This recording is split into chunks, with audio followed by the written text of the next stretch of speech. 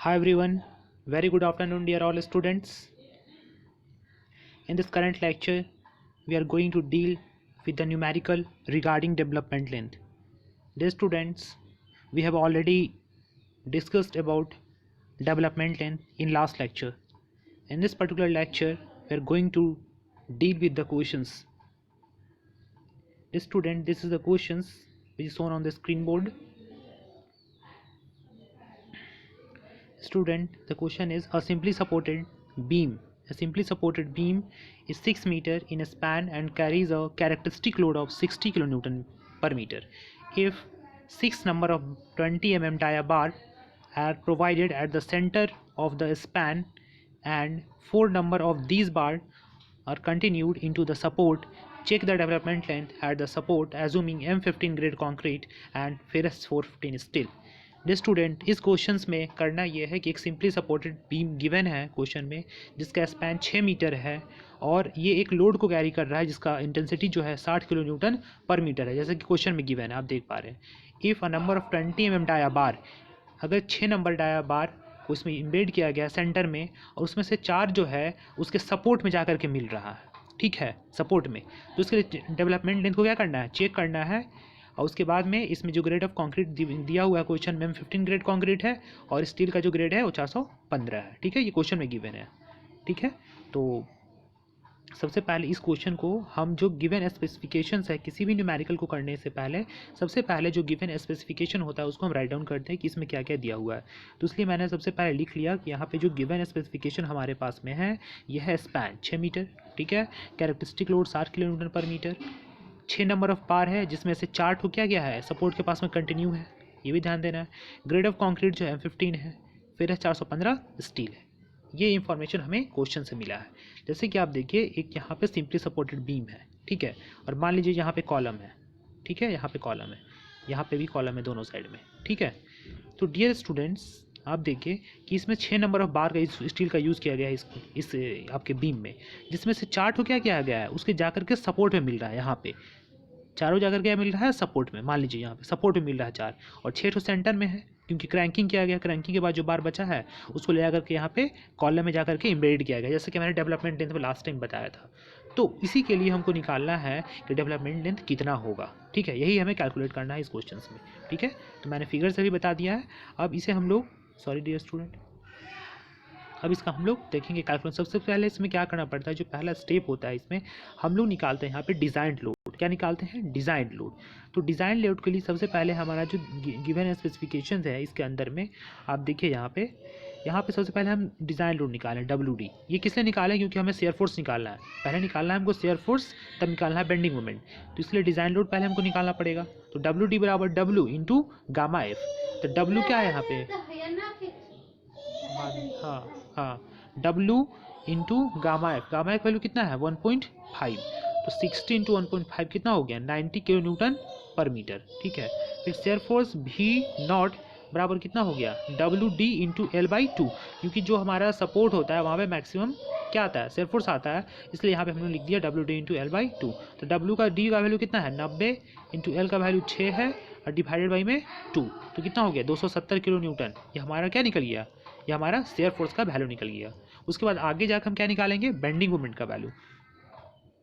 ये हमारा निकल गया क्या, शेयर फोर्स. तो पहला जो स्टेप था हमें शेयर फोर्स क्या करना था, कैलकुलेट करना था. अब आगे हम निकालेंगे बेंडिंग मोमेंट का वैल्यू.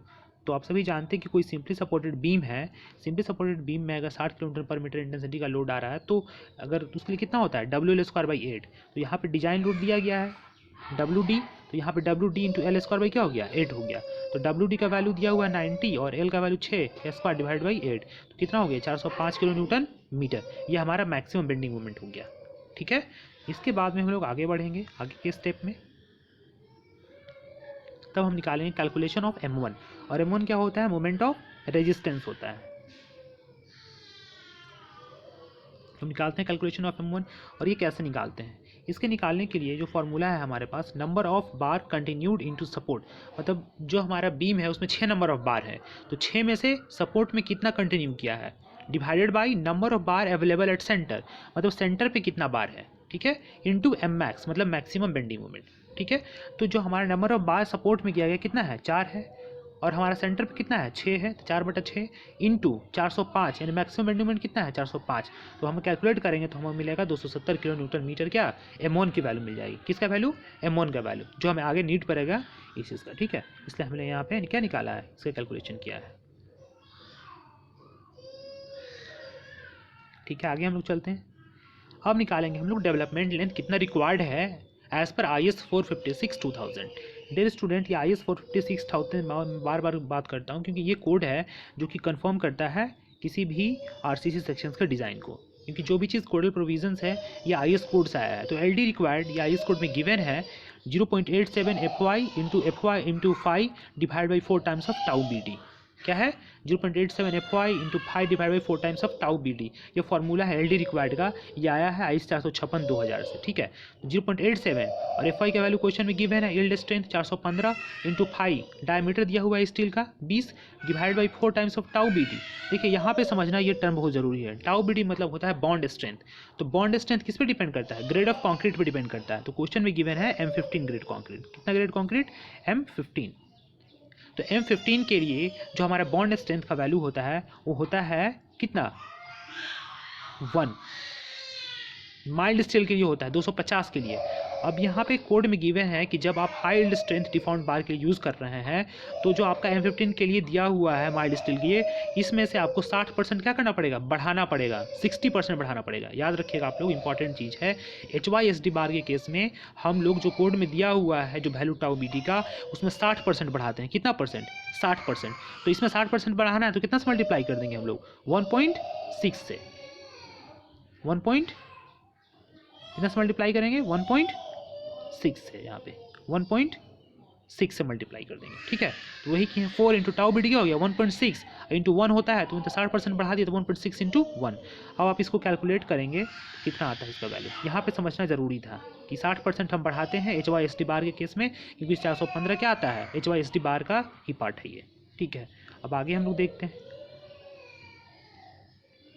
देखिए ये कैलकुलेट करने के बाद आपका जो वैल्यू आया है यहाँ पे 1100 कितना आया है 28 आया है 1128 mm, ठीक है। ये हमारा है development required as per IS code, IS code के अकॉर्डिंग आया है। अब हम देखेंगे यहाँ पे इस क्वेश्चन में कि डेवलपमेंट लेंथ अवेलेबल कितना है, कितना अवेलेबल है ये देखेंगे हम लोग, है ना। तो आगे देखते हैं हम लोग।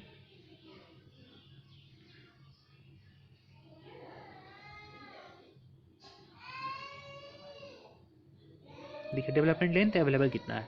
तो डेवलपमेंट अवेलेबल के लिए देख निकालते हैं हम लोग IS कोड से। As per IS 456 clause 26.2.3.3 using, देखिए 30% इंक्रीज। ये IS कोड में दिया हुआ है 456 के अकॉर्डिंग निकालने का जो फॉर्मूला है अवेलेबल के लिए 1.3 M1/V0। 1.3 M1/V0 एक्चुअली में होता है M1/V0, लेकिन यहाँ पे 30% क्या करना पड़ता है, बढ़ाना पड़ता है, इसलिए लिखा है 1.3 M1/V0। तो 1.3 और M1 का वैल्यू हमारा आया है 270 गुने 10/6 यानी 270 किलो न्यूटन मीटर आया है। तो इसको किलो न्यूटन हम इसको क्या किए हैं न्यूटन MM में चेंज कर दिए हैं, 10/6 से मल्टीप्लाई कर दिए डिवाइडेड बाई V0 का वैल्यू है 270 किलो न्यूटन, तो इसको न्यूटन में चेंज कर दिए 10/3 से मल्टीप्लाई कर दिए। तो कैलकुलेशन करने के बाद आ गया हमारा कितना 1300 mm। ये इंपॉर्टेंट है याद रखना, ठीक है। 1.3 M1/V0 ये आया है IS 456 क्लाउज 26.2.3.3 से यूजिंग 30% इंक्रीज, 30% इंक्रीज के साथ में, ठीक है।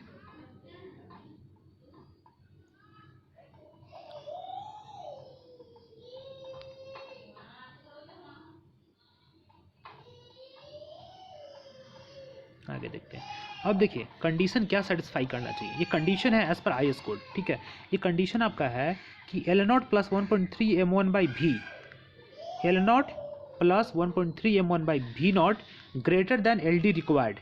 मतलब जो आपका लेंथ अवेलेबल है, आपका बॉन्ड लेंथ डेवलपमेंट लेंथ, वो हमेशा जो रिक्वायर्ड है उससे क्या होना चाहिए, ज़्यादा होना चाहिए। L0 + 1.3 M1/V0 greater than LD required, मतलब LD जो अवेलेबल है आपके पास में वो रिक्वायर्ड से क्या होना चाहिए, ज़्यादा होना चाहिए, कम नहीं होना चाहिए। अगर L0 + 1.3 M1/V0 less than LD required है तो ये आपका जो कंडीशन है वो गलत हो जाएगा, ठीक है। कंडीशन यही है कि आपका जितना लेंथ अवेलेबल है वो रिक्वायर्ड से ज़्यादा होना चाहिए, है ना। तो यहाँ पे L0 क्या होता है, एंकोरेज बियॉन्ड सपोर्ट, मतलब सपोर्ट के बाद में कितना आप एंकरिंग किए हैं, ये डिपेंड करता है बेंड पे।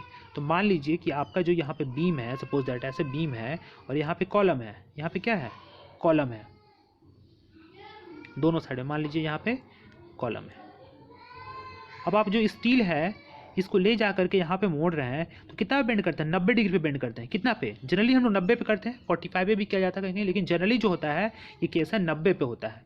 जनरली नहीं, मतलब हमेशा हर एक केसेस में जनरली 90 पे ही होता है। देखिए 45 डिग्री बेंड के लिए हम लोग लेते हैं 4 times of phi, 4 times of phi, तो 90 डिग्री कितना हो जाएगा 8 टाइम्स ऑफ फाई। 45 डिग्री कितना 4 times of phi, 4 times of phi. किसके लिए? 45 डिग्री बेंड के लिए। तो 90 के लिए कितना हो जाएगा 2 गुना 2 times of 4 times of phi, यानी कि 8 टाइम्स ऑफ फाई।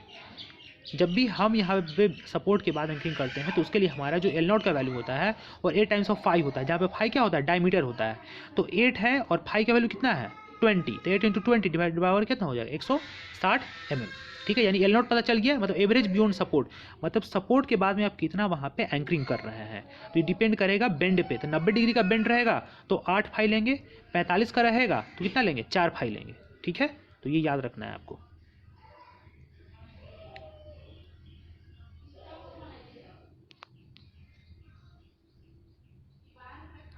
अब जो कंडीशन है उसको हम देखते हैं कि क्या फुलफिल कर रहा है वो कंडीशन। तो नीचे हम लोग देखेंगे आगे, देखिए यहाँ पे